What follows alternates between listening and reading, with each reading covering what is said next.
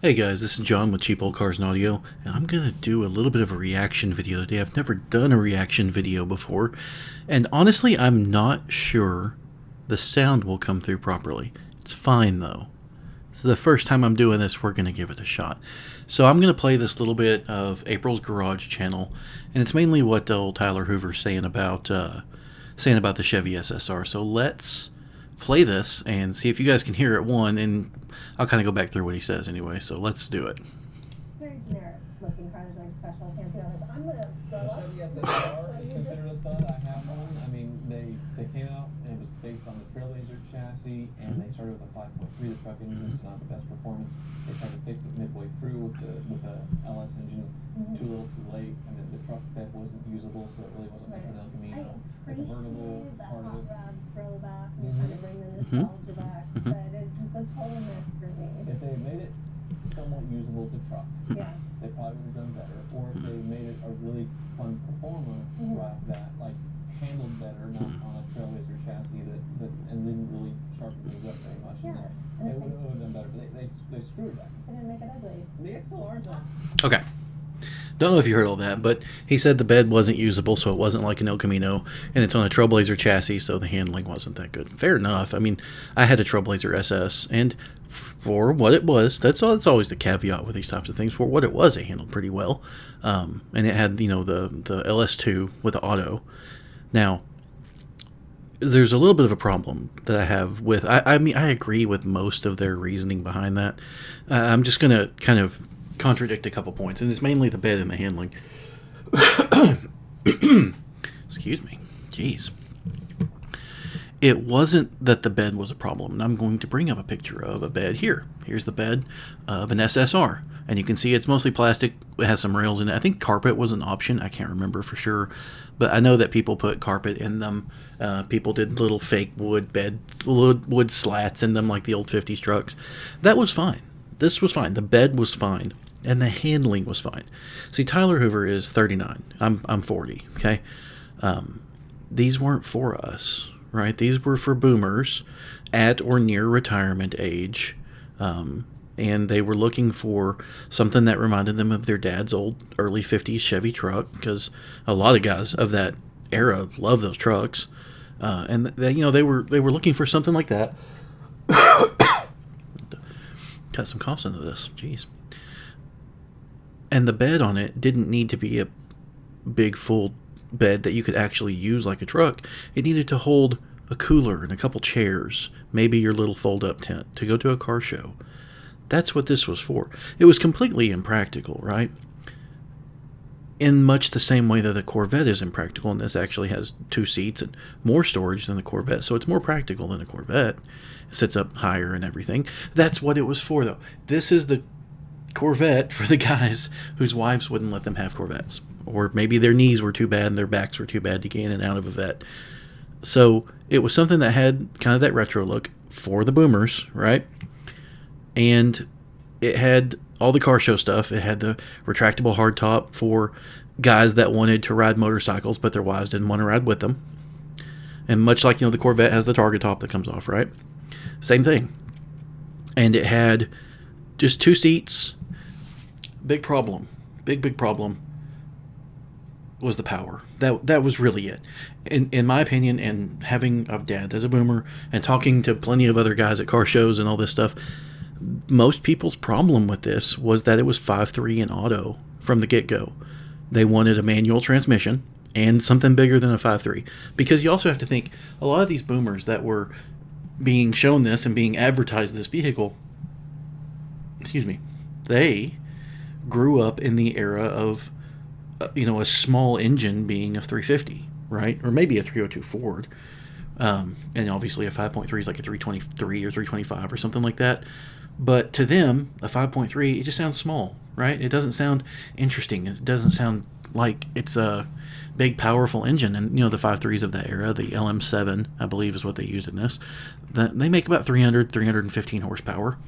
It's a stout motor. If you compare it to the gross horsepower ratings of muscle cars, well, let's just put it this way. A stock 5.3 in if you stuck it in most of those old 60s muscle cars, would be quicker than the engine that it came with from the factory, in most cases. Not all cases, obviously. There's, the LS6 Chevelles and stuff had quite a bit of power. But, yeah, that little 5.3, it's a stout motor, okay? In this day and age of 800 to 1,000 horsepower being normal, it's really not. But people think you got to have all kinds of power. Anyway, all that aside, back to this thing. The SSR had the perfect suspension, okay? So it was on the Trailblazer chassis, which means it's like a truck chassis, right? It's not a unibody. You could actually pull a little camper trailer with it, right? Or you could pull a little motorcycle trailer with it, and that's perfect for that generation of people. You drive the thing out to Sturgis, right, with your Harleys on the back, on a little trailer. That's what it was for. It was for going to a car show. It was for those things. But so the Trailblazer chassis was perfect, in my opinion. It's not the greatest chassis ever. It's fine.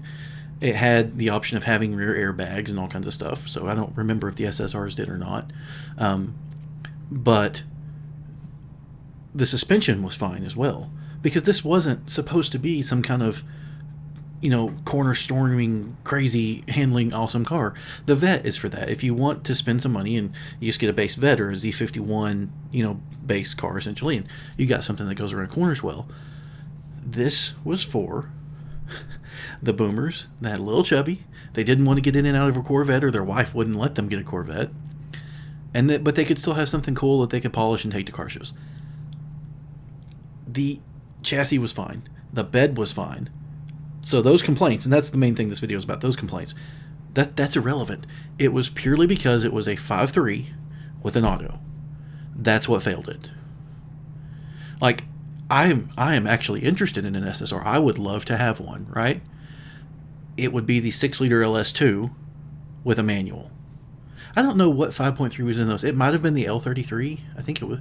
Wasn't the L33 the all-aluminum one? If I'm wrong on that, tell me. I know, like, my iron one in my truck's an LM7. And that my 5.7 in my 90s truck was an L31, I think. I might be remembering wrong. Anyway, so I don't know if it was the all-aluminum 5.3, being that aluminum one came in some Z71s, four-wheel drive, extended cab trucks mainly. But, all that stuff aside, even if it had the 5.3 in a manual transmission, that would have helped. Now, another thing they really should have done is not just offered it with a manual transmission, but the manual transmission should have been the standard option, right? That's just how they come, manual, and then you can pick the automatic. Not for any other reason than that's how it used to be back in the day. For the audience this vehicle was advertised to, that's how cars were back then. Everything was manual as standard, and you can pick the auto as an up option. Now, 80-90% of people would have picked the auto in these SSRs, right? Because that's what people do. But having it as that up option, even if at the time it probably would have been cheaper to put a 4L60 or 4L65 in it versus a T56 that they eventually started putting in them, it probably would have been cheaper to do that auto. Even if at the time, right, it was cheaper to do the auto, you needed to advertise it as this thing comes as a manual transmission, auto optional. That appeals to that group of people because it harkens back to how cars used to be. And so, again, it's not the bed, it's not the suspension, it's not the chassis, and it's not the looks. I know lots of older dudes that love how these things look. Absolutely love them, okay? What let it down was it had not enough horsepower and the wrong transmission as standard. Okay? My dad was actually interested in one of these. He sent me over to the Chevy dealership to get brochures and documents on him because he was thinking about buying one. And yeah, same thing. I have something. I started picking my eye on camera. That's horrible. Anyway, his thing was, it's 5.3. And I was like, well, yeah, the 5.3 is like, it's rated at like 295 to 315 or whatever they rate him. He's like, that's decent power. Because at the time he had an F-150 with a 4.6 and I think 221 horsepower, if I remember correctly. And so he's like, yeah, that's decent power. But he's like, that's not exciting. That doesn't like, ooh, it's cool. He's like, if it had 350, 400 horsepower, And so maybe even if they would have just offered it with the LQ9 right off the rip in an auto, the same engine that would have been in the Silverado SS or the Escalade, right, or the Yukon Denali's. Yeah, because we have the Escalade out there that has that LQ9 6-liter. I don't think you should go with the LQ4. LQ9 a little bit higher compression, a little bit more horsepower. But yeah, if you would have offered it with a 6-liter, 345 horse, I'm going to go up against what I was saying earlier, and yeah, it has a upgraded, beefed up transmission, right? So the 4L65 versus the 4L60. That would have done better. Obviously, I do think that if it came as manual right off the rip, even with an iron 6-liter, I think these things would have sold like crazy. I do know for a fact my dad would have been more interested if it had more power or if it had a manual. Because, I mean, I don't know if he ever really wanted a Corvette. I don't think that he did. He liked trucks, right? He had some cool cars back in the day. He had a Maverick with a 351 Cleveland in it that really didn't fit. And he had some Mustangs and things. He had some cool cars. But he liked trucks. He had a Dodge Warlock at one point, right? And yeah, so this appealed to him. It was the perfect truck for him. GM failed purely in their drivetrain choice. Yeah. The bed was fine. The bed was perfectly fine to put your fold-up chairs and your fold-up tent in a cooler. It was perfect for that. Absolutely perfect. The suspension and the chassis were fine. It didn't handle great. It didn't need to handle great.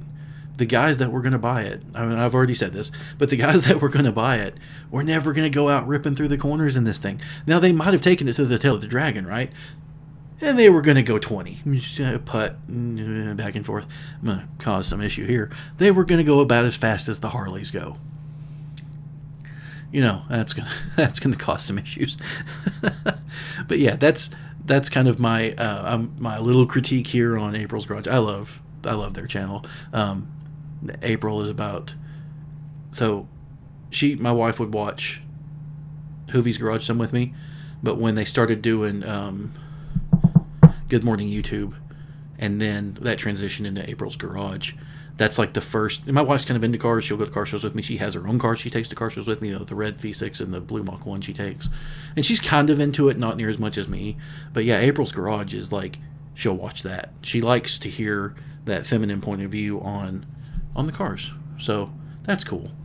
But yes, not knocking their opinions or anything. Just, I thought, as I was sitting there watching this with my wife, I started rattling off this stuff about this SSR, and I thought, I'll just make a video.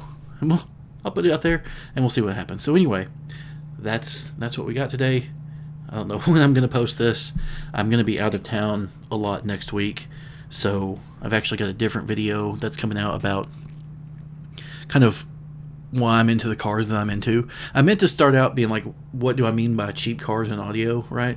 And it kind of really morphed into my history and why I'm into the Mustangs. There's this whole logical kind of step-by-step path of why I'm into Mustangs, and it all, if you listen to it, it makes sense. So yeah, we'll just call this good here. Thanks for watching. Like and subscribe. Hit that button. I'm going to get back to making driving videos as soon as my stupid microphones get here. They were supposed to be here Tuesday, and it's Friday, and my lav mic broke.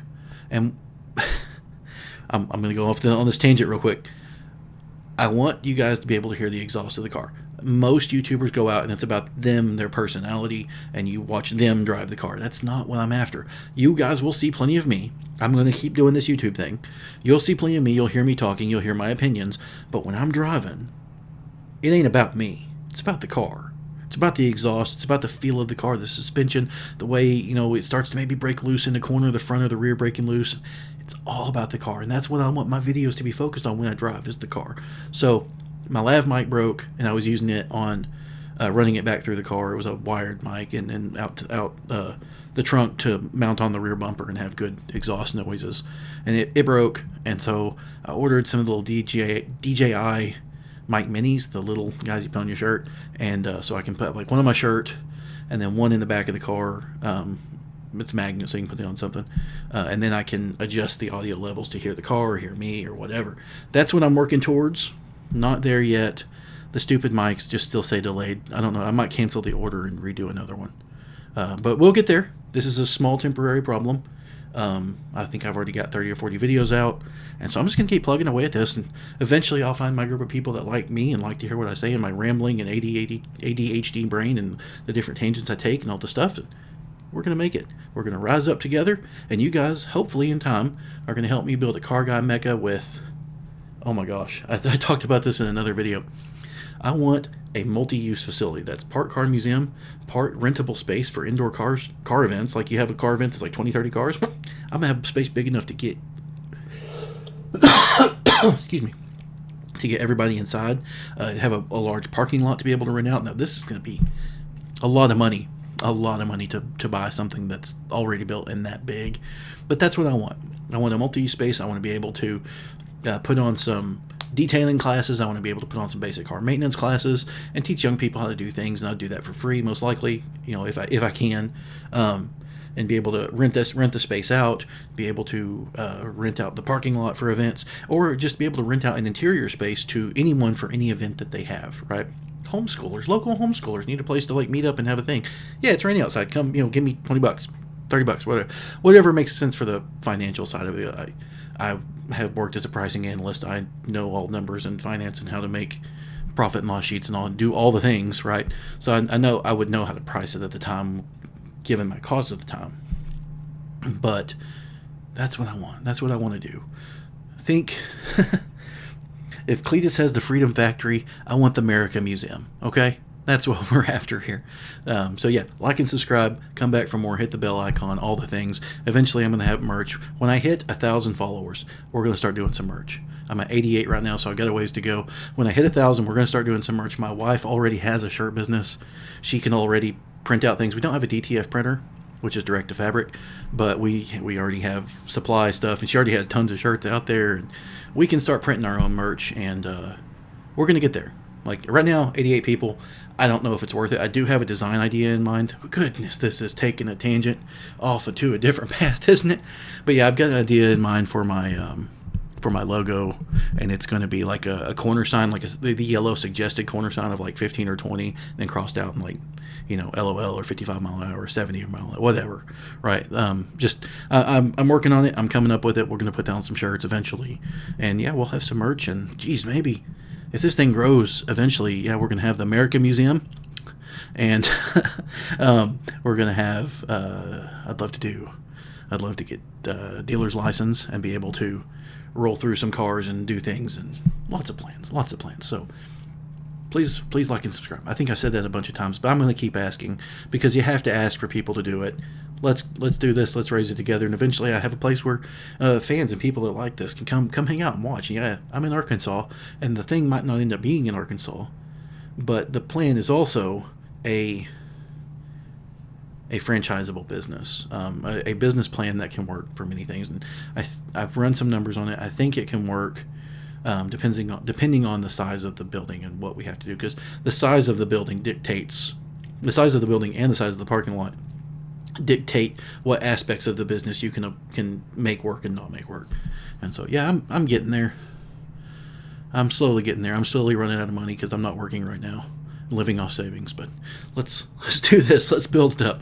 Okay, guys. Sorry, I will ramble for an hour. Like and subscribe. The Chevy SSR wasn't that bad. It just needed more power. If you get one of these things, get a 6-liter with a 6-speed manual transmission, and you'll have a heck of a time. There are stiffer springs out there for them. You just got to look at the Trailblazer SS community and what they've done to the vehicles in terms of making them handle. I think the SSR is actually a pretty cool ride. Anyway, see you.